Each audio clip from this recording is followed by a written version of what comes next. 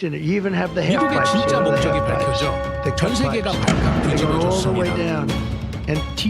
방위비 인상도 철수 위협도 관세 폭탄도 전부 믿겠죠.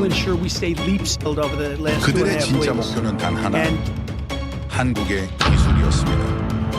하지만 그들은 몰랐습니다. 상대가 이미 한 수, 아니 10수 앞서 있었다는 걸. 미국이 압박을 걸 때마다 그들은 오히려 차분히 미소를 지었습니다. 그들은 칼을 쥐지 않았습니다. 대신 계산을 쥐었죠.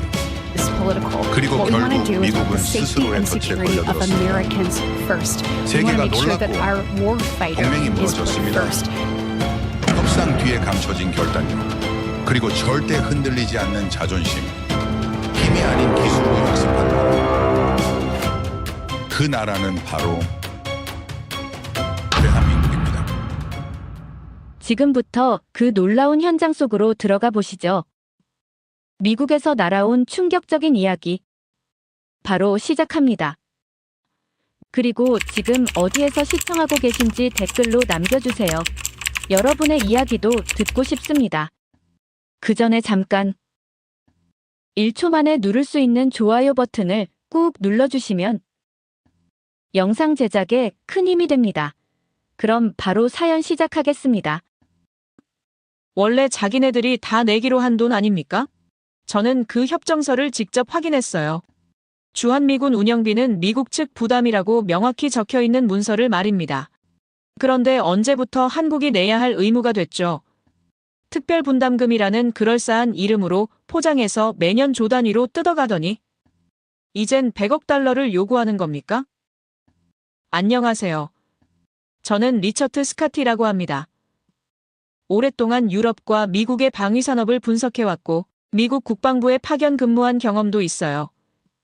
지금은 국제안보기술연구소에서 군사기술 전략을 연구하고 있습니다. 그날 아침 워싱턴 DC의 공기는 유난히 차가웠어요. 백악관 브리핑룸에서 흘러나온 발언 하나가 태평양을 가로질러 파문을 일으키던 순간이었죠. 주한미군 철수 검토라는 단어가 공식 석상에 올라왔고 방위비 분담금은 연간 100억 달러로 책정됐습니다. 제 동료들은 이걸 전략적 협상 카드라고 불렀지만 저는 달랐어요. 이건 협상이 아니라 시험이었습니다. 스웨덴 출신인 제가 이 문제에 관심을 가진 이유는 단순합니다. 중립국에서 자란 사람의 눈으로 보면 동맹이라는 관계가 얼마나 불평등한 구조 위에 서 있는지 적나라하게 보이거든요. 나토 본부에서 일하던 시절 저는 수없이 목격했습니다. 강대국이 약소국에게 안보를 제공한다는 명목으로 얼마나 많은 것을 요구하는지 말이죠. 그런데 한국 사례는 달랐어요. 이건 약소국이 아니었으니까요. 제가 처음 한미방위비 분담 협정서를 분석한 건 이태 전이었습니다. 두께만 해도 800페이지가 넘는 문서였고 법률 용어와 군사 전문 용어가 뒤섞여 있어서 읽는 데만 한 달이 걸렸죠. 그런데 놀라운 사실을 발견했습니다. 원본 협정서 32페이지에 명확히 적혀 있더군요. 주한미군의 주둔 비용 일체는 미합 중국 정부가 부담한다고 말입니다. 특별분담금이라는 항목은 애초에 존재하지도 않았어요. 그렇다면 언제부터 한국이 돈을 내기 시작했을까요? 답은 간단합니다. 미국의 재정이 악화되기 시작한 시점부터였죠. 베트남 전쟁 이후 국방 예산이 폭증하고 중동에서의 끝없는 분쟁이 재정을 갉아먹기 시작하자 그때부터 동맹국들에게 손을 벌리기 시작한 겁니다. 처음엔 일본이었고 그 다음이 한국이었어요. 호의로 시작된 분담금은 어느새 의무가 됐고 의무는 다시 권리처럼 요구되기 시작했습니다. 저는 그날 오후 국방부 내부 회의에 참석했어요. 회의실 분위기는 묘하게 들떠 있었습니다. 한 고위 관계자가 말하더군요. 한국은 결국 굴복할 거라고 그들에겐 선택지가 없다고 말입니다. 북한이라는 위협이 존재하는 한 미군 철수는 상상할 수 없는 시나리오라는 논리였죠. 그 순간 저는 불편함을 느꼈어요. 이건 협상이 아니라 협박이었으니까요. 그런데 이상한 점이 있었습니다. 한국 측의 반응이 너무 조용했어요. 보통 이런 압박이 들어오면 언론이 들끓고 정부가 성명을 발표하고 여론이 들끓기 마련인데 한국은 침묵했습니다. 마치 폭풍전의 고요함 같았죠. 제 직감이 속삭이기 시작했어요. 이 침묵은 패닉이 아니라 계산이라고 말입니다. 저는 즉시 한국 측 자료를 수집하기 시작했습니다. 방산 수출 통계, 기술 개발 현황, 국방 예산 증감률, 모든 데이터를 모아서 분석했죠. 그리고 놀라운 패턴을 발견했어요. 미국의 압박이 강해질수록 한국의 국방기술 투자는 오히려 증가했습니다. 지난 10년간 연평균 8%씩 상승했고, 특히 방산 수출액은 무려 900% 성장했어요. 이건 우연이 아니었습니다. 제가 가장 주목한 건 K9 자주포였습니다. 한국이 개발한 이 무기 체계는 이미 세계 시장 점유율 50%를 넘어섰고, 유럽과 중동, 아시아 전역에서 미국산 무기를 대체하기 시작했죠. 명중률 99%, 사거리 60km, 자동 장전 시스템까지 갖춘 이 무기는 미군이 보유한 M109 자주포보다 모든 면에서 우수했습니다. 그런데 미국은 이 사실을 애써 무시하고 있었어요. 워싱턴의 오만함이 여기서 드러났습니다. 그들은 여전히 한국을 70년대의 시선으로 바라보고 있었어요. 원조를 받던 나라, 기술을 배워가던 나라, 미국의 우산 아래 숨어있던 나라로 말입니다. 하지만 데이터는 명확했어요. 한국은 이미 그 단계를 넘어섰습니다. 탱크도 못 만들던 나라가 이제는 세계 방산 수출 5위권에 진입했고, 첨단 기술력으로는 미국과 어깨를 나란히 하는 수준까지 올라왔죠. 그날 밤 저는 보고서를 작성하면서 한 문장에 밑줄을 그었습니다. 한국의 대응 패턴은 기존 동맹국과 다르다는 내용이었어요. 일본이나 유럽 국가들은 미국의 압박에 협상과 타협으로 대응했지만 한국은 달랐습니다. 그들은 침묵했고 그 침묵 속에서 무언가를 준비하고 있었어요. 제가 가장 불안했던 건 바로 이 지점입니다. 상대가 예측 가능할 때는 협상이 가능하지만 예측 불가능한 상대와 마주했을 때는 모든 계산이 틀어지거든요. 한국은 지금 어떤 카드를 준비하고 있는 걸까요? 평택에 있는 세계 최대 미군 기지를 공짜로 제공하면서도 매년 조 단위 돈을 내면서도 왜 이렇게 조용한 걸까요? 동료 한 명이 제게 물었습니다. 한국이 정말 미군 없이 버틸 수 있겠냐고 말이죠. 저는 대답 대신 자료 하나를 건넸어요. 한국의 국방력 순위가 세계 5위라는 통계 자료였습니다. 그는 믿지 못하겠다는 표정을 지었지만 숫자는 거짓말을 하지 않았어요. 한국은 이미 자주 국방이 가능한 수준의 전력을 갖췄습니다. 문제는 미국이 이 사실을 인정하지 않으려 한다는 겁니다. 인정하는 순간 협상 카드가 무력화되니까요. 철수 위협이라는 게 결국 빈총이라는 걸 스스로 인정하는 꼴이 되는 거죠. 그래서 그들은 계속 압박을 높였고 방위비는 13억 달러에서 100억 달러로 치솟았습니다. 이건 협상이 아니라 굴복을 요구하는 거였어요. 저는 그날 밤 서울발 뉴스를 확인했습니다. 한국 언론은 차분했어요. 패닉도 없었고 선동도 없었습니다. 대신 한 문장이 반복되더군요. 호의가 계속되면 권리인 줄 안다는 말이었죠. 이 한 문장이 모든 걸 설명했습니다. 한국 국민들은 이미 각오를 한 거예요. 더 이상 호의로 주지 않겠다는 결심 말입니다. 저는 그 순간 깨달았습니다. 이건 단순한 방위비 협상이 아니라는 걸 말이죠. 이건 동맹의 본질을 다시 정의하는 전쟁이었어요. 한쪽은 힘으로 굴복시키려 했고 다른 한쪽은 품격으로 맞서려 했습니다. 그리고 저는 알고 있었어요. 이런 싸움에서 이기는 쪽은 결국 인내심을 가진 쪽이라는 걸 말입니다. 기술 분석 보고서를 받은 건 그로부터 사흘 뒤였어요. 두께만 300페이지가 넘는 문서였는데 제목부터 심상치 않았죠. K9 자주포 기술 평가 및 미군 장비와의 비교 분석이라는 내용이었습니다. 저는 커피를 한 잔 따라놓고 첫 페이지를 펼쳤어요. 그리고 5분도 안 돼서 등골이 서늘해지는 걸 느꼈습니다. 명중률 99%라는 숫자가 먼저 눈에 들어왔어요. 처음엔 오타인 줄 알았죠. 현존하는 자주포 중에서 이런 정확도를 자랑하는 장비는 없었으니까요.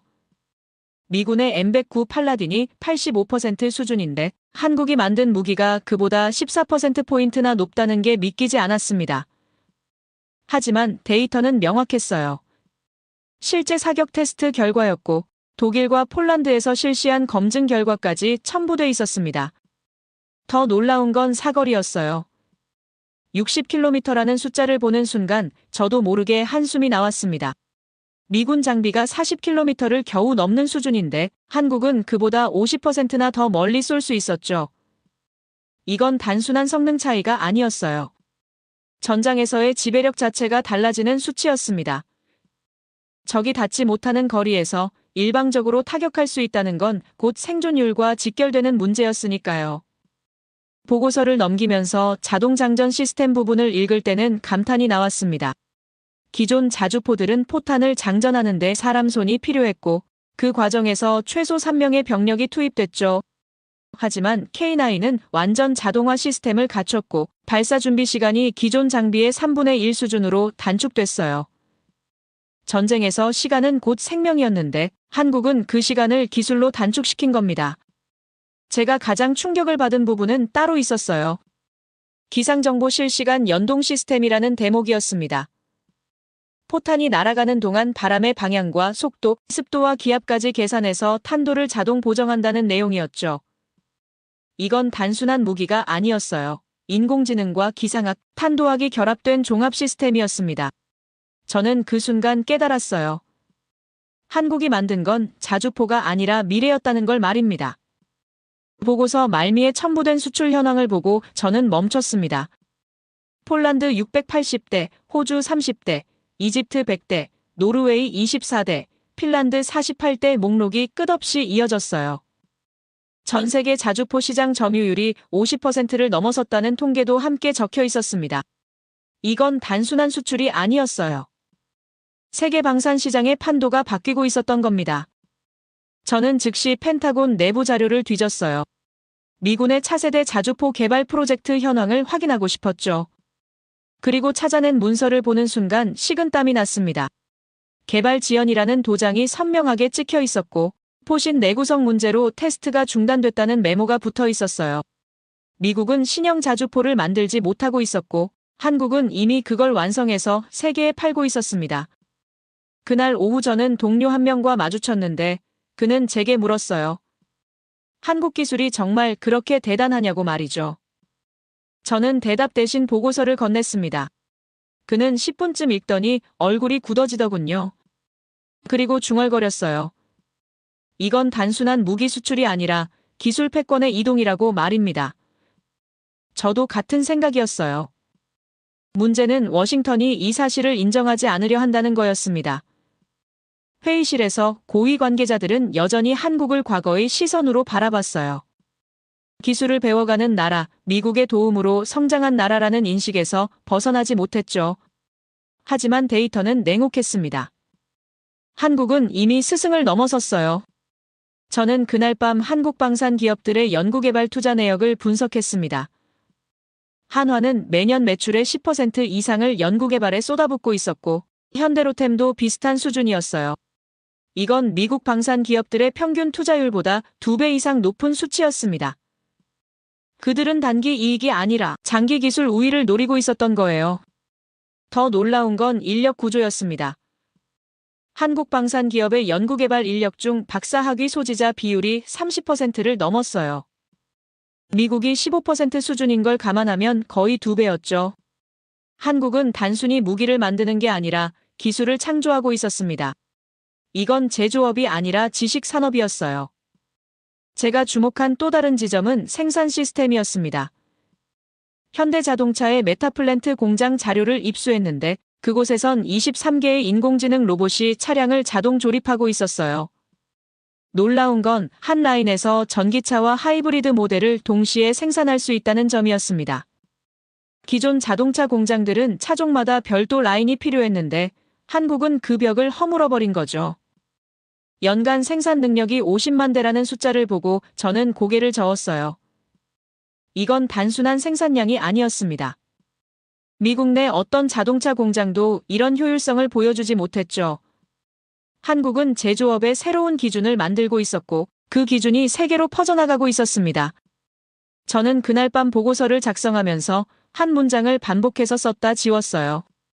한국의 기술력은 동맹 관계의 변수가 될 것이라는 내용이었습니다.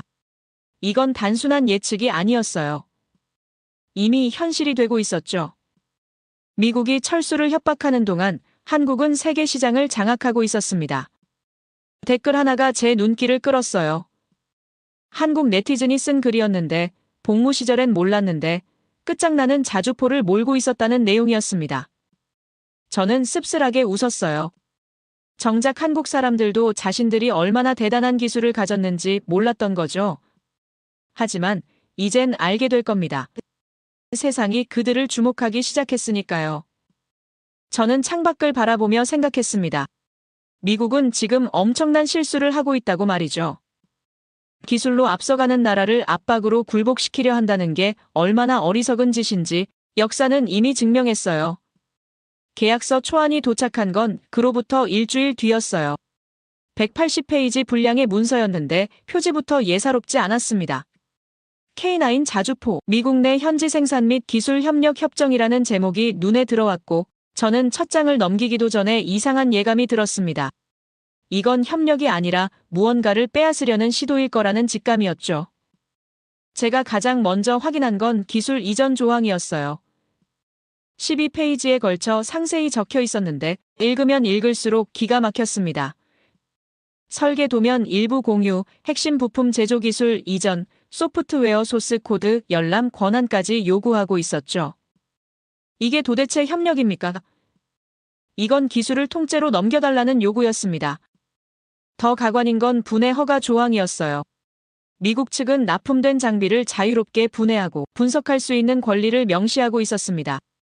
역설계 금지 조항은 어디에도 보이지 않았고 오히려 기술 연구 목적의 분석 활동은 허용된다는 문구가 버젓이 적혀 있었어요. 이게 무슨 동맹국 간의 계약입니까? 저는 펜을 내려놓고 한숨을 쉬었습니다. 38페이지에는 데이터 공유 조항이 나왔습니다. 생산 과정에서 발생하는 모든 기술 데이터는 양측이 공동 소유한다는 내용이었는데 문제는 공동 소유의 정의였어요. 미국 측은 해당 데이터를 제3국에 제공할 수 있는 권한까지 요구하고 있었습니다. 이건 한국 기술이 전 세계로 무단 유출될 수 있다는 뜻이었죠. 저는 그날 오후 펜타곤 내부 회의에 참석했어요. 회의실 분위기는 묘하게 들떠 있었습니다. 한 국방부 고위 관계자가 말했어요. 이번 계약으로 우리가 10년은 앞서갈 수 있을 거라고 한국 기술을 분석하면 차세대 무기 개발 기간을 대폭 단축할 수 있다는 논리였습니다. 저는 그 말을 듣는 순간 소름이 돋았어요. 이 사람들은 동맹을 착취의 대상으로 보고 있었습니다. 다른 참석자가 덧붙였습니다.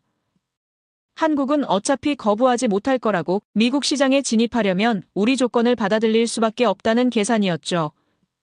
저는 자리에서 일어나 물었습니다. 그렇다면 우리는 동맹국의 기술을 강탈하는 겁니까? 회의실이 순간 조용해졌어요. 모두가 저를 바라봤지만 아무도 대답하지 않았습니다. 저는 회의가 끝난 뒤 한국 측 반응을 확인하고 싶었어요. 서울발 뉴스를 검색했는데 한국 언론은 예상 밖으로 차분했습니다. 패닉도 없었고 비난도 절제돼 있었죠. 대신 댓글창이 들끓고 있었어요. 미국에 공장 짓지 말라는 의견이 압도적으로 많았고 기술 유출을 우려하는 목소리가 쏟아졌습니다.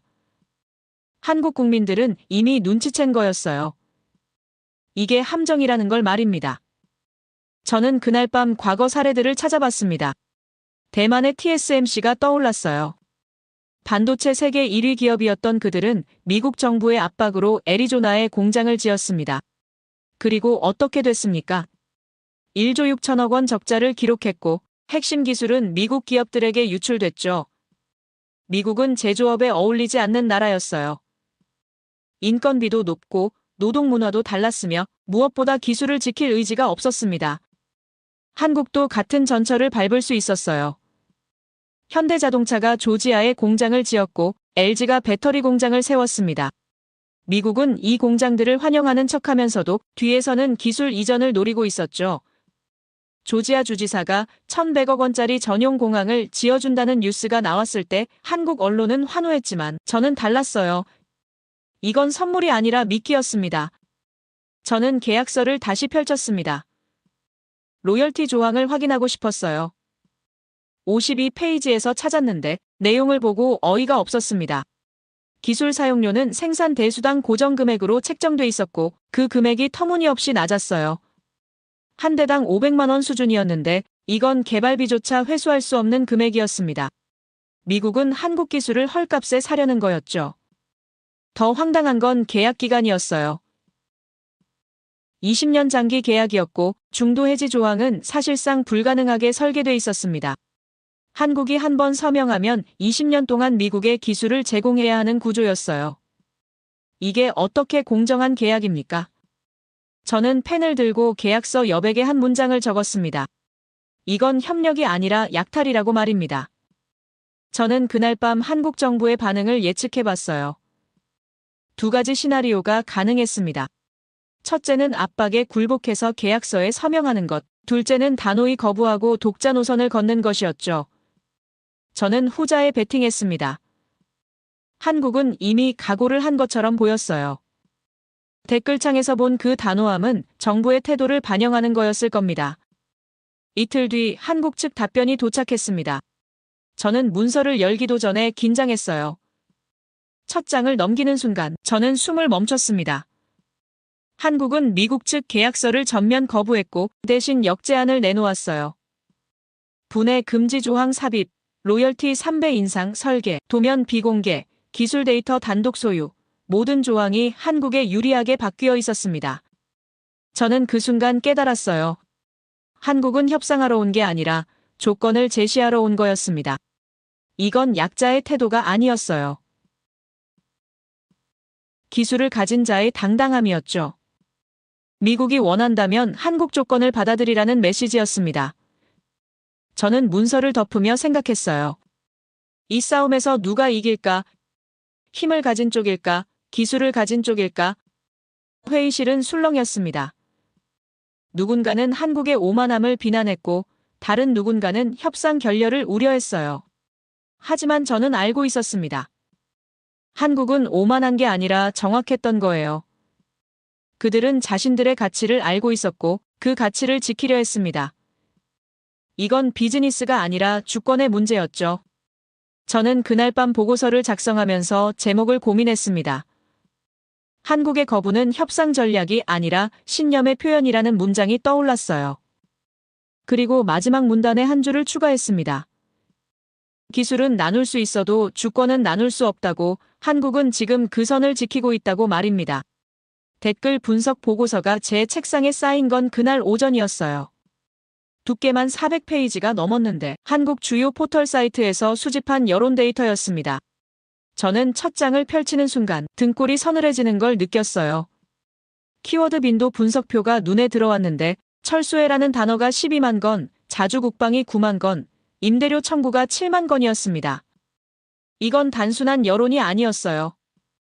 국민적 합의였습니다. 저는 댓글 원문을 하나씩 읽기 시작했습니다. 첫 번째 댓글은 이랬어요. 내년부터 운영비와 기지 임대료 받아야 한다는 내용이었는데 1900개의 좋아요가 달려 있었습니다. 두 번째는 더 강렬했어요. 내 집은 내가 지켜야지, 다른 집에서 내 집을 지켜주냐는 문장이었는데 184개의 동의를 얻었습니다. 저는 손을 멈추고 생각했어요. 이게 진짜 한국 국민의 목소리일까? 아니면 일부 극단주의자들의 선동일까? 하지만 데이터는 명확했습니다. 연령대별 분석을 보니 50대 이상에서 자주국방 지지율이 83%였고 60대는 무려 91%였어요. 이건 젊은 세대의 과격함이 아니었습니다. 전쟁을 겪은 세대, 미국의 도움을 직접 받았던 세대가 오히려 더 단호했던 거예요. 저는 그 순간 깨달았습니다. 한국은 이미 각오를 끝낸 나라였다고 말입니다. 세 번째 댓글을 읽을 때는 소름이 돋았어요. 우리도 핵 보유하고 미국 철수하고 자주국방 해야지라는 내용이었는데 1200개의 공감을 받았습니다. 핵무기 보유까지 언급하는 게 놀라웠지만 더 놀라운 건 이 의견이 비난받지 않았다는 점이었어요. 오히려 댓글 아래 달린 답글들은 대부분 동의하는 분위기였습니다. 한국 국민들은 미군 철수 이후의 시나리오까지 고민하고 있었던 겁니다. 저는 펜타곤 내부 회의 자료와 대조해봤어요. 미국 측 분석관들은 한국 여론을 완전히 오판하고 있었습니다. 그들은 한국 국민이 철수 위협에 패닉 상태가 될 거라 예측했지만 현실은 정반대였어요. 한국은 오히려 미군 주둔비를 역청구하자는 의견까지 나오고 있었습니다. 1년에 13조 원을 받자는 계산까지 구체적으로 제시되고 있었죠. 저는 댓글창을 계속 내려가며 읽었습니다. 호의가 계속되면 권리인 줄 안다는 문장이 반복적으로 나타났어요. 이 한 줄이 모든 걸 설명했습니다. 한국은 지난 70년간 미국에게 호의를 베풀어왔고 이제 그 호의가 당연한 권리처럼 요구되는 상황을 견딜 수 없다는 거였죠. 배은망덕이라는 단어도 보였는데 이건 단순한 비난이 아니었어요. 역사적 배신감의 표현이었습니다. 저는 그날 오후 워싱턴 내부 분석가들과 화상회의를 했어요. 한 명이 물었습니다. 한국 여론이 정말 저렇게 강경합니까? 저는 화면에 댓글 통계를 띄웠습니다. 자주 국방 지지율 80%, 미군 철수 찬성 67%, 방위비 증액 반대 92%, 숫자를 보던 그는 얼굴이 굳어졌어요. 이건 예상 밖이라고 중얼거렸습니다. 다른 참석자가 반론을 제기했어요. 댓글은 극소수 의견일 뿐이고 실제 여론과는 다를 거라는 주장이었습니다. 저는 여론조사 결과를 추가로 제시했어요. 한국갤럽이 실시한 조사에서 미군 주둔 필요성에 부정적 응답이 58%였고 이는 작년보다 23%포인트 상승한 수치였습니다. 이건 일시적 감정이 아니라 구조적 변화였죠. 저는 특정 댓글 하나를 크게 띄웠습니다. 미군이 북한 위협을 막아준다는 건 환상이라는 내용이었는데 이 문장 아래 수백 개의 동의 댓글이 달려 있었어요. 카타르 사례를 언급하는 댓글도 많았습니다. 미군이 동맹국 공습 정보조차 공유하지 않았다는 사실이 한국에도 알려진 거였죠. 신뢰는 한번 깨지면 회복되지 않는다는 걸 미국은 몰랐던 겁니다. 회의가 끝난 뒤 저는 한국 정부의 움직임을 추적했어요. 청와대에서 긴급 여론 분석 회의가 열렸다는 정보를 입수했습니다. 놀라운 건 그들이 여론을 진정시키려 하지 않았다는 점이었어요. 오히려 여론의 힘을 협상 카드로 활용하려는 움직임이 포착됐습니다. 한국은 국민의 목소리를 무기로 만들고 있었던 겁니다. 저는 과거 사례들을 떠올렸습니다. 프랑스가 나토 군사통합사령부에서 탈퇴했을 때도 국민 여론이 결정적이었어요. 드골은 프랑스의 자주성을 내세웠고 국민들은 그를 지지했습니다. 한국도 같은 길을 걷고 있는 걸까요? 저는 보고서에 한 문장을 적었습니다. 여론은 단순한 감정이 아니라 국가 전략의 기반이 될 수 있다고 말입니다. 다음 날 한국 국방부 장관의 발언이 보도됐습니다. 자주 국방 역량 강화를 위해 국방 예산을 15% 증액하겠다는 내용이었어요. 동시에 전시작전권 조기 환수를 추진하겠다는 방침도 발표됐습니다. 저는 이 뉴스를 보고 숨이 막혔어요. 한국은 말이 아니라 행동으로 움직이고 있었습니다. 댓글창에는 또 다른 반응이 올라왔습니다. 평택기지를 아파트 100만 호 지어서 신혼부부에게 무상으로 주면 출산율이 올라갈 거라는 의견이었어요. 황당해 보일 수 있지만 이건 중요한 시그널이었습니다. 한국 국민들은 미군 기지가 사라진 이후의 구체적 그림까지 그리고 있었던 거예요. 이건 막연한 감정이 아니라 계산된 미래였습니다. 저는 그날 밤 보고서 마지막 장에 결론을 적었습니다. 한국의 여론은 협상 테이블 위에 카드가 됐고 미국은 이제 두 가지 선택지 앞에 섰다고 말이죠. 첫째는 한국 여론을 무시하고 압박을 계속하는 것. 둘째는 여론을 인정하고 협상 방식을 바꾸는 것이었습니다. 저는 후자를 택해야 한다고 썼지만 워싱턴이 들을지는 의문이었어요. 댓글 하나가 제 시선을 붙잡았습니다. 영원한 우방은 환타지라는 문장이었어요. 그 아래 달린 답글에는 소련에 속지 말고 미국을 믿지 마라는 옛 격언이 인용돼 있었습니다. 저는 창밖을 바라보며 생각했어요. 동맹이란 게 도대체 뭘까? 힘으로 유지되는 관계일까? 아니면 신뢰로 쌓이는 관계일까? 한국은 지금 그 질문에 답하고 있었습니다. 한국 측 최종 제안서가 도착한 건 협상 결렬 사흘 뒤였어요. 봉투 자체부터 달랐습니다. 미국 측이 보낸 평범한 갈색 봉투와 달리 한국 것은 검은색 양장 바인더에 담겨 있었고 표지에는 금박으로 대한민국 국방부 인장이 새겨져 있었어요. 저는 그걸 펼치기도 전에 직감했습니다. 이건 제안이 아니라 선언이 될 거라고 말입니다. 첫 페이지를 넘기는 순간 제 호흡이 멈췄어요. K9 자주포 수출 계약 조건 최종안이라는 제목 아래 한 문장이 적혀 있었습니다.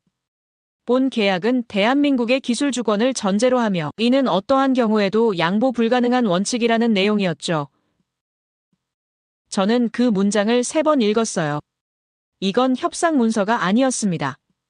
독립선언문이었습니다. 제가 가장 먼저 확인한 건 분해 금지 조항이었습니다. 9페이지에 걸쳐 상세히 명시돼 있었는데 미국 측이 요구했던 분석 권한은 완전히 삭제돼 있었어요. 대신 납품된 장비를 무단으로 분해하거나 역설계할 경우 즉시 계약이 해지되며 위약금은 장비 총액의 5배라는 조항이 추가돼 있었습니다. 5배라는 숫자를 보는 순간 저는 입을 다물지 못했어요. 이건 경고가 아니라 선전포고였습니다. 로열티 조항은 더 가관이었습니다. 미국 측이 제시한 대당 500만 원은 흔적도 없이 사라졌고 새로운 금액이 적혀 있었어요. 1,500만 원이었습니다. 정확히 3배였죠. 하지만 여기서 끝이 아니었어요. 추가 조항이 있었습니다.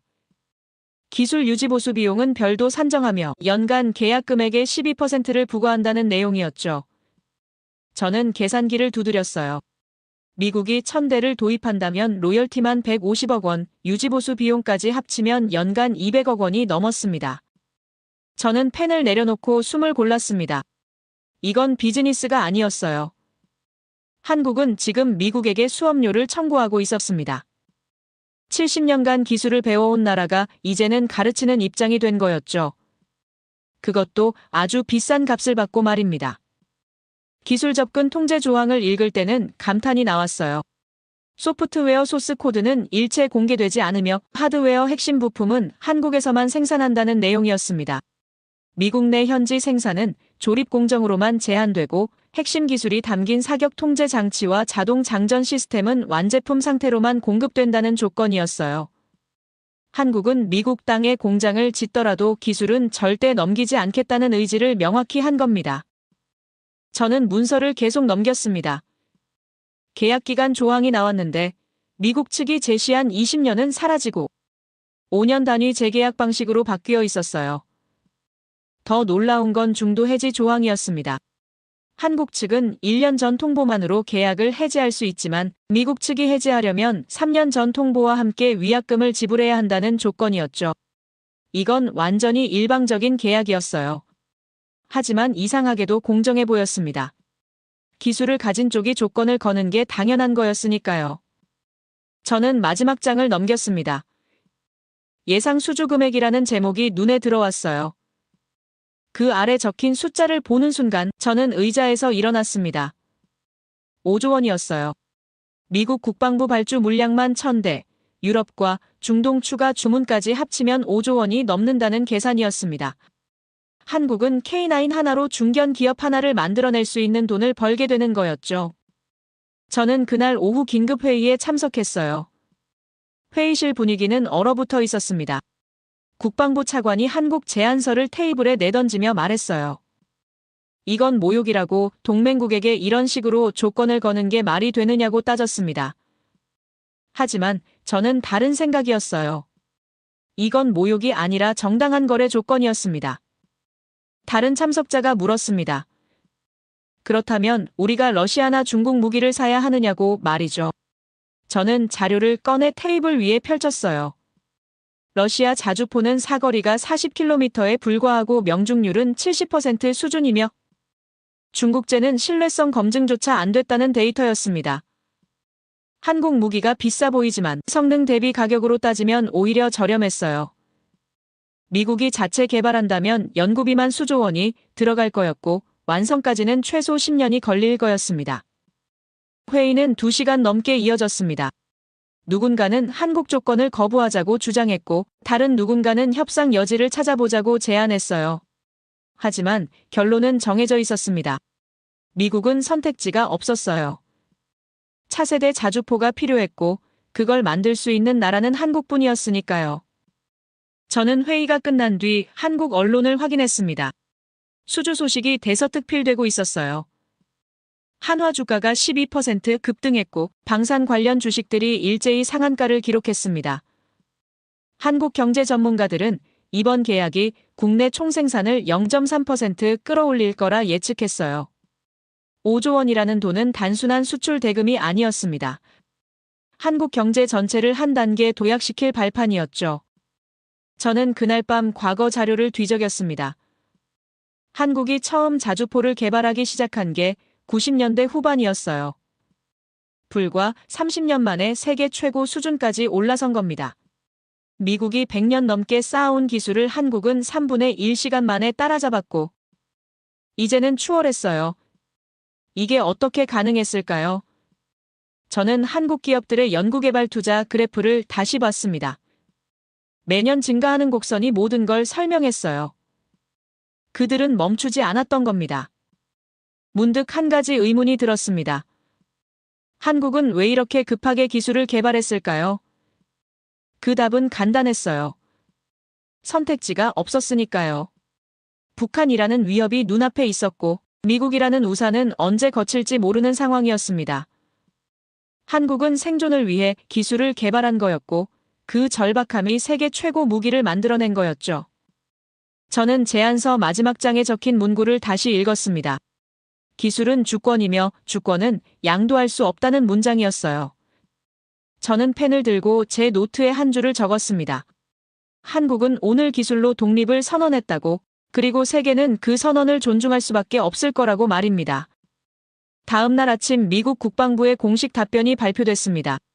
한국 측 제안을 검토하겠다는 내용이었는데 사실상 수용을 의미하는 거였어요. 워싱턴은 굴복한 게 아니라 현실을 인정한 겁니다. 기술을 가진 자가 조건을 거는 시대가 온 거였고 한국은 그 시대의 최전선에 서 있었습니다. 저는 창밖을 바라보며 생각했어요. 동맹이란 게 결국 힘의 균형 위에서만 유지되는 거라고 말입니다. 한쪽이 일방적으로 베푸는 관계는 동맹이 아니라 종속이었죠. 한국은 지금 그 균형을 바로잡고 있었고 5조 원이라는 숫자는 단순한 돈이 아니었습니다. 대등함의 증표였습니다. 관세 폭탄 예고 통보문이 도착한 건 계약서 합의 직후였습니다. 타이밍 자체가 의도적이었어요. 한국이 조금이라도 안도하는 순간을 노린 거였죠. 문서를 펼치는 순간 등골이 서늘해졌습니다. 한국산 방산 제품 및 첨단 기술 품목에 대한 25% 관세 부과 예고라는 제목이 선명했어요. 이건 경제 정책이 아니었습니다. 보복이었습니다. 백악관 브리핑룸에서 흘러나온 발언은 더 충격적이었어요. 대통령 경제보좌관이라는 자가 카메라 앞에서 말했습니다. 불공정 무역 관행을 가진 국가들에 대한 강력한 조치가 필요하다는 내용이었는데 그 목록에 한국이 포함돼 있었죠. 동맹국을 불공정 무역국으로 낙인 찍는 게 말이 됩니까? 회의실 분위기가 이상했습니다. 모두가 침묵했지만 그 침묵 속엔 묘한 만족감이 섞여 있었어요. 마치 복수를 완료한 듯한 분위기였습니다. 문제는 여기서 끝나지 않았습니다. 이틀 뒤 조지아주에서 사건이 터졌어요. 한국 LG 배터리 공장에 파견된 기술진 300명이 일제히 구금됐다는 소식이었습니다. 비자 문제라는 게 표면상 이유였지만 누가 봐도 핑계였어요. 사진이 언론에 공개됐는데 그걸 본 순간 숨이 막혔습니다. 발목에 족쇄가 채워진 한국인들의 모습이었어요. 이건 행정 조치가 아니었습니다. 공개 처형이었습니다. 회의실에서 누군가 말했습니다. 불법 체류 혐의라고, 법대로 한 것뿐이라고 변명했어요. 하지만 그 목소리엔 떨림이 없었습니다. 오히려 차갑고 계산적인 톤이었죠. 마치 체스말을 움직이듯 사람을 다루는 듯한 느낌이었어요. 동료 한 명이 사진을 가리키며 물었습니다. 족쇄까지 채울 필요가 있었느냐고 말이죠. 대답은 간단했습니다. 규정이라는 한마디였어요. 규정이라는 단어 뒤에 숨은 냉혹함이 소름 돋게 했습니다. 그날 밤 한국 언론이 들끓었습니다. 속지 말자는 해시태그가 실시간 검색어 1위를 차지했고 수갑 채운 장면을 잊지 말자는 문구가 포털 메인을 장식했어요. 한국 외교부가 긴급 성명을 발표했습니다. 동맹국 국민에 대한 비인도적 처우라는 표현이 담겨 있었는데 외교적 수사치고는 상당히 강경한 톤이었죠. 이건 항의가 아니라 선전포고에 가까웠습니다. 워싱턴 반응은 더 기가 막혔습니다. 국무부 대변인이 브리핑에서 말했어요. 법 집행 과정의 일부일 뿐이며 한국 측이 과민 반응하고 있다는 내용이었습니다. 과민 반응이라는 단어를 듣는 순간 분노가 치밀었어요. 300명이 족쇄에 묶인 게 과민 반응으로 치부될 문제입니까? 이건 외교가 아니었습니다. 모욕이었습니다. 펜타곤 내부 자료를 입수했습니다. 미군 아시아 방어망 재편 계획이라는 제목의 문서였는데 내용이 심상치 않았어요.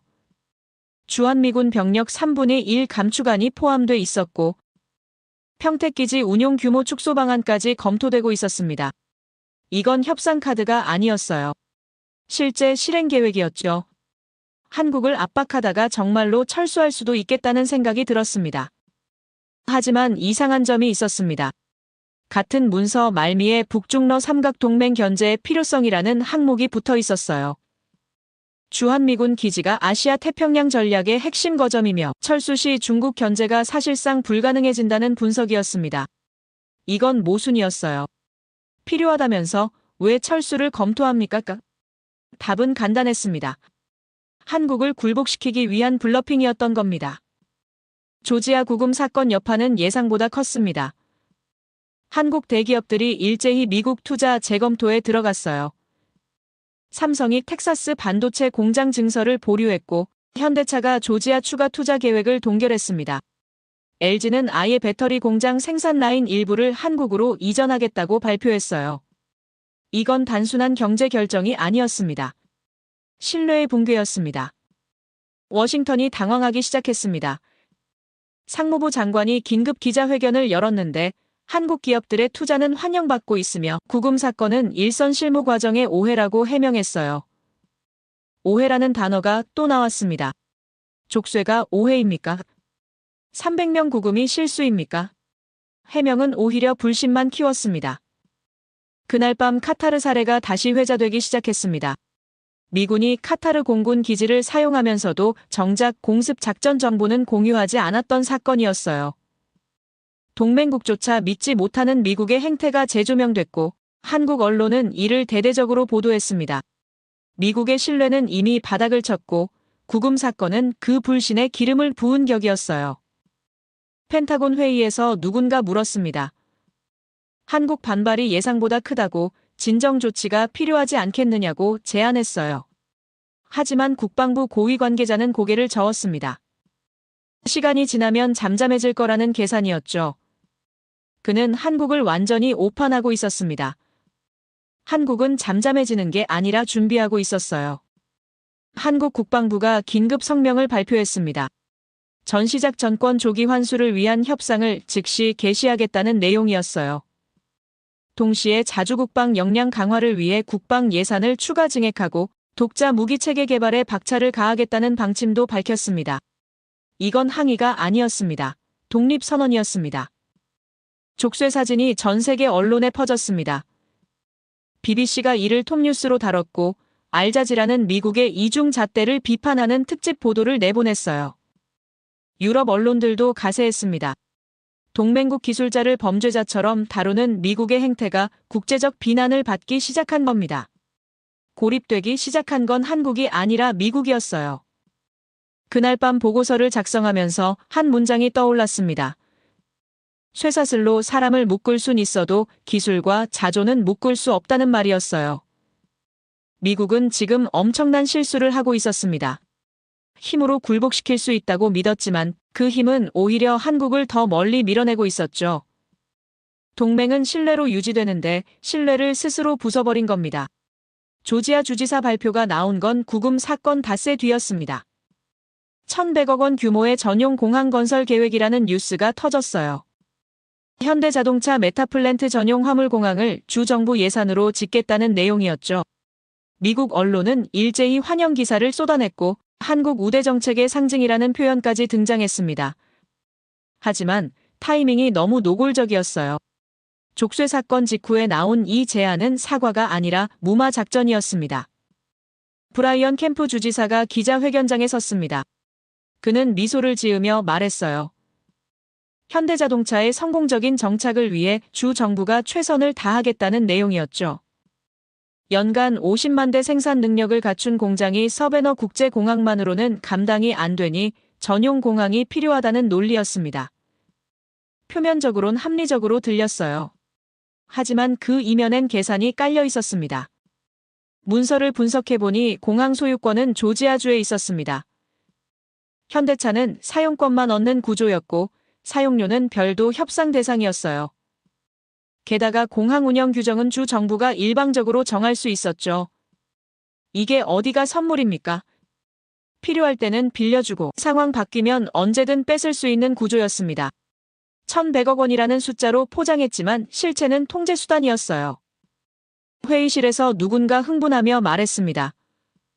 한국이 이 제안을 거절할 리 없다고. 1,100억짜리 공항인데 마다할 이유가 뭐냐는 논리였어요. 하지만 다른 참석자가 반론을 제기했습니다.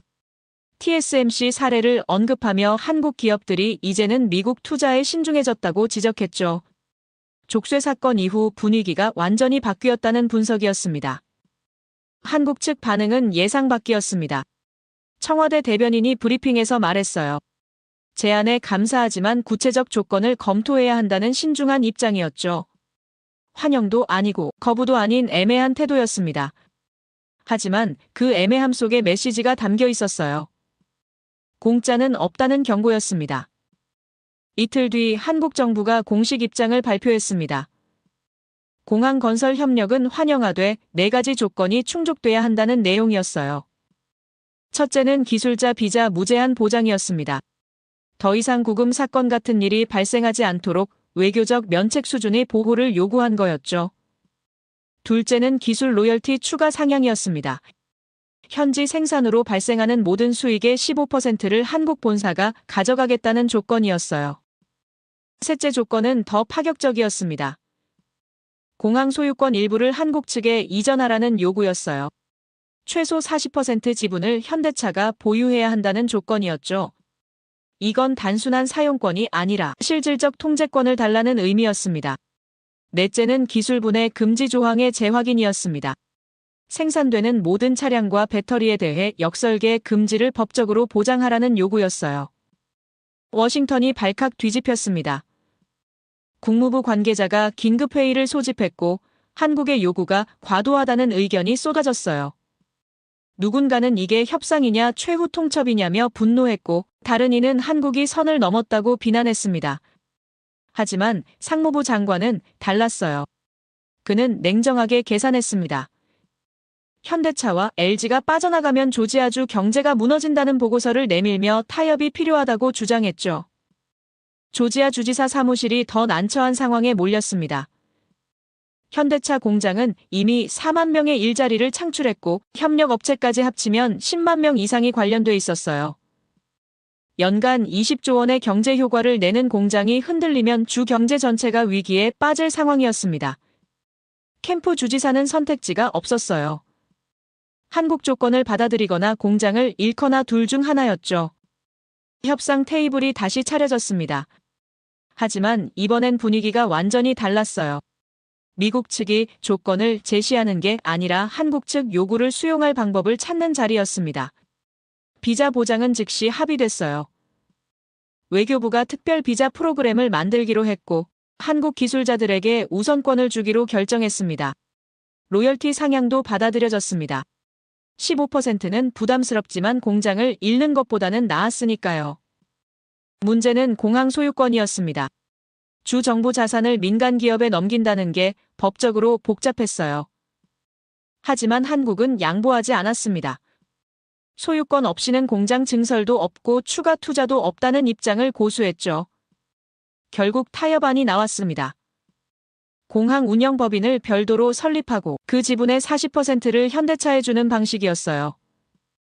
법적으론 민간법인이지만 실질적으론 공동 소유 구조였습니다. 마지막 쟁점은 기술 보호였습니다. 미국 측은 역설계 금지를 법으로 강제하는 게 불가능하다고 주장했어요. 하지만 한국은 물러서지 않았습니다. 위반 시 손해배상 조항을 계약서에 명시하고 그 금액을 공장 총투자액의 10배로 책정하자고 제안했죠. 10배라는 숫자에 미국 측이 당황했지만 결국 받아들였습니다.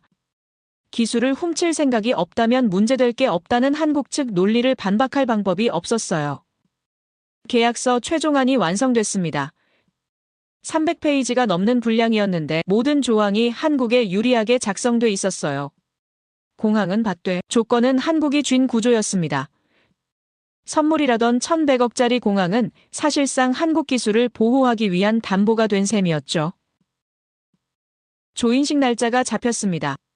조지아 주지사와 현대차 부회장이 서명하는 자리였는데 언론은 양측 협력의 상징이라고 보도했어요. 하지만 실체는 달랐습니다. 이건 협력이 아니라 한국의 승리였어요. 미국이 선물한다고 내민 공항을 한국이 조건부로 받아준 거였습니다. 회의실에서 동료 하나가 중얼거렸습니다. 한국이 언제부터 이렇게 강해졌냐고 말이죠. 하지만 답은 명확했습니다. 한국은 원래 강했어요. 다만 미국이 인정하지 않았을 뿐이었습니다. 이제 인정할 수밖에 없는 상황이 온 거였죠. 기술을 가진 자가 조건을 거는 시대였고 한국은 그 시대의 중심에 서 있었습니다. 족쇄 사진은 여전히 한국 언론에 회자됐습니다. 300명이 겪었던 굴욕을 잊지 말자는 목소리가 높았어요. 1,100억 공항으로 그 기억을 지울 수 없다는 여론이었죠. 한국 국민들은 정확히 보고 있었습니다. 이게 사과가 아니라 거래라는 걸 말입니다. 그리고 그 거래에서 한국이 더 많은 것을 챙겼다는 것도 알고 있었어요. 보고서를 작성하면서 한 문장을 적었습니다. 한국은 선물 뒤에 숨은 의도를 꿰뚫어봤고 그 의도를 역이용해 조건을 관철시켰다는 내용이었어요. 이건 외교 승리였고 동시에 기술 주권의 확립이었습니다. 동맹은 힘의 균형 위에서만 유지되는데 한국은 지금 그 균형을 자기 쪽으로 기울이고 있었습니다. 계약 조인식이 열린 건 협상 타결 사흘 뒤였습니다. 애틀랜타 시내 한복판에 있는 조지아 주청사 대회의실이었는데 1,000명이 넘는 인파가 몰려들었어요. 언론은 한미 경제 협력의 새로운 이정표라고 보도했지만 그 자리에 선 사람들은 알고 있었습니다. 이건 협력이 아니라 권력 이동의 순간이라는 걸 말입니다. 브라이언 캠프 주지사가 단상에 올랐습니다. 그는 연설문을 읽으며 현대자동차의 성공적인 정착을 축하한다고 말했지만 목소리엔 떨림이 섞여 있었어요. 한국 기업 없이는 주 경제가 무너진다는 걸 뼈저리게 깨달은 표정이었습니다. 그 옆에 선 현대차 부회장은 달랐어요. 침착하고 당당한 자세로 서류에 서명했고 그 순간 플래시가 터졌습니다. 사진 한 장이 모든 걸 말해주고 있었어요. 누가 조건을 내걸었고 누가 받아들였는지 말입니다. 회의실 뒤편에서 지켜보던 유럽 외교관 한 명이 중얼거렸습니다. 한국이 이렇게까지 강해질 줄 몰랐다고 말이죠.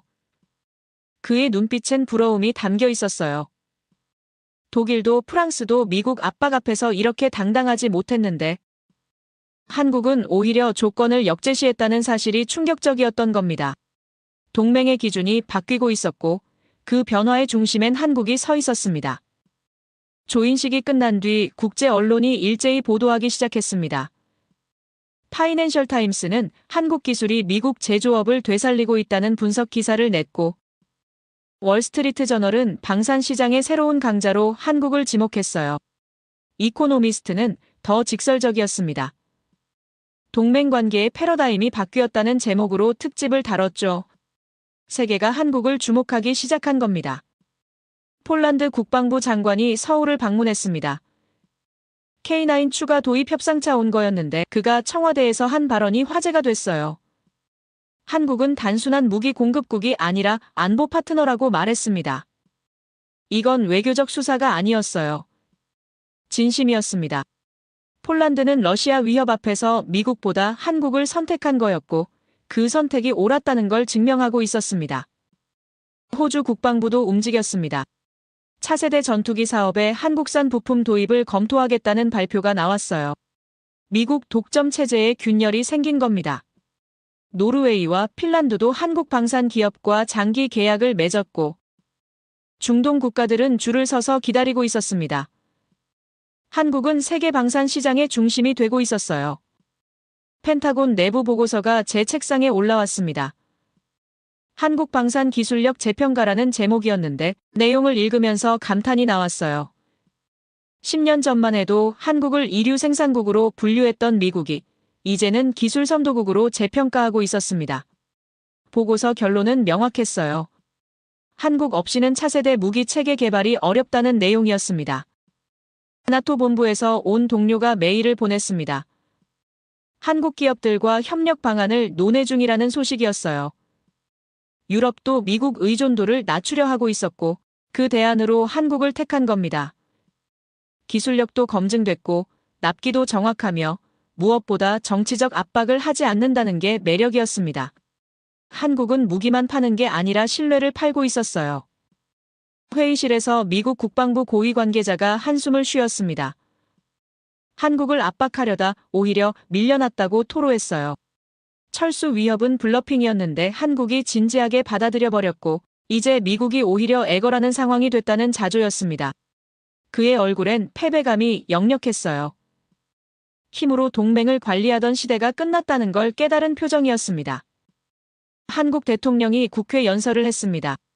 자주국방의 새 시대를 열겠다는 내용이었는데 청중석에서 기립박수가 터져나왔어요. 전시작전권 조기 환수를 추진하고 독자 위성 항법 체계를 구축하며 핵심 기술의 해외 의존도를 제로로 만들겠다는 계획이었습니다. 이건 선언이 아니라 실행 가능한 로드맵이었어요. 한국은 이미 그럴 능력을 갖추고 있었습니다. 방산 수출액 통계가 발표됐습니다. 작년 대비 63% 증가한 수치였고 세계 시장 점유율은 12%를 넘어섰어요. 불과 5년 전만 해도 3%였던 걸 생각하면 폭발적 성장이었습니다. 한국은 이제 미국, 러시아, 프랑스와 어깨를 나란히 하는 방산 강국이 됐어요. 제가 가장 인상 깊었던 건 한국 청년 엔지니어들의 눈빛이었습니다. 평택 공장을 방문했을 때 만난 그들은 자부심으로 빛나고 있었어요. 단순히 제품을 만드는 게 아니라 나라를 지킨다는 사명감이 있었습니다. 한 엔지니어가 말했어요. 기술은 배우는 게 아니라 창조하는 거라고. 그 말이 오래 남았습니다. 유럽 싱크탱크에서 세미나 초청이 왔습니다. 한국 모델이 유럽에 주는 시사점이라는 주제였어요. 강연을 준비하면서 깨달았습니다. 한국이 보여준 건 단순한 기술 발전이 아니라 자주성의 확립이었다는 걸 말입니다. 압박 앞에서 굴복하지 않고 조건을 역제시하며 결국 동맹의 기준을 바꿔버린 과정이었어요. 워싱턴 분위기가 변하기 시작했습니다. 한국을 압박 대상이 아니라 협력 파트너로 대해야 한다는 목소리가 커졌어요. 국무부 정책 문서에 한국을 기술 동맹국으로 재분류하자는 제안이 포함됐고 실제로 통과될 가능성이 높아 보였습니다. 이건 미국의 양보가 아니었어요. 현실 인정이었습니다. 오늘 이 이야기를 기록하며 생각합니다. 동맹이란 게 결국 무엇인지 말입니다. 힘으로 유지되는 관계는 동맹이 아니라 복속이에요. 진짜 동맹은 상호 존중 위에 서는 겁니다. 한국은 그걸 보여줬고 세계는 배우고 있습니다. 20년 넘게 안보 분석을 해오면서 수많은 나라를 봤습니다. 강대국의 압박에 무릎 꿇는 나라도 봤고 저항하다 고립된 나라도 봤어요. 하지만 한국은 달랐습니다. 압박을 기회로 바꿨고 위기를 도약의 발판으로 삼았습니다. 이건 행운이 아니라 전략이었어요. 앞으로 한국이 어떤 길을 걸을지 궁금합니다. 기술 독립을 넘어 기술 패권으로 갈 수 있을까요? 자주국방을 넘어 안보 수출국이 될 수 있을까요? 가능하다고 봅니다. 한국은 이미 그 길을 걷고 있으니까요. 세계가 한국을 주목하고 있습니다. 부러워하는 눈빛으로, 배우려는 자세로 바라보고 있어요. 동맹의 기준이 바뀌었고 그 중심엔 한국이 서 있습니다. 더 이상 받는 나라가 아니라 주는 나라로, 따르는 나라가 아니라 이끄는 나라로 변모하고 있습니다. 한국이 앞으로도 이 길을 꾸준히 걸어가길 바랍니다. 기술로 주권을 지키고 품격으로 세계를 설득하는 나라로 남아주길 바랍니다. 그것이 진정한 강대국의 모습일 테니까요. 제 이야기를 끝까지 들어주셔서 감사합니다. 모두 안녕히 계세요. 오늘의 사연 어떻게 들으셨나요? 한 나라가 겉보기엔 조용히 하지만 속으론 얼마나 치열하게 버티고 있었는지 새삼 느껴지죠. 누구에게나 선택의 순간이 찾아오지만 그 선택이 어떤 결과를 낳을지는 아무도 모르는 것 같아요. 힘으로 밀어붙이던 쪽도 묵묵히 계산하던 쪽도 결국 자신이 옳다고 믿었겠죠. 하지만 세상은 늘 그렇게 단순하지 않잖아요. 누가 이겼다, 졌다보다 더 중요한 건 그 과정에서 무엇을 잃고 또 무엇을 지켜냈는가 아닐까요? 이 이야기를 들으며 한 가지는 확실히 느껴졌어요. 진짜 힘은 소리치는 데서 나오지 않는다는 거요. 아무 말 없이 자신을 지켜내는 용기, 그게 어쩌면 세상을 바꾸는 시작일지도 모르겠습니다. 여러분은 어떻게 생각하시나요? 여러분의 생각을 아래 댓글에 남겨주세요. 그리고 감동적인 사연을 주변 사람들과 공유하고 함께 이야기 나눠보세요. 마지막으로 1초밖에 걸리지 않는 구독과 좋아요, 알림 설정은 영상 제작에 큰 힘이 됩니다. 지금까지 감동을 담아 여러분께 진심을 전하는 감동담기였습니다. 오늘 하루도 행복한 하루 보내세요.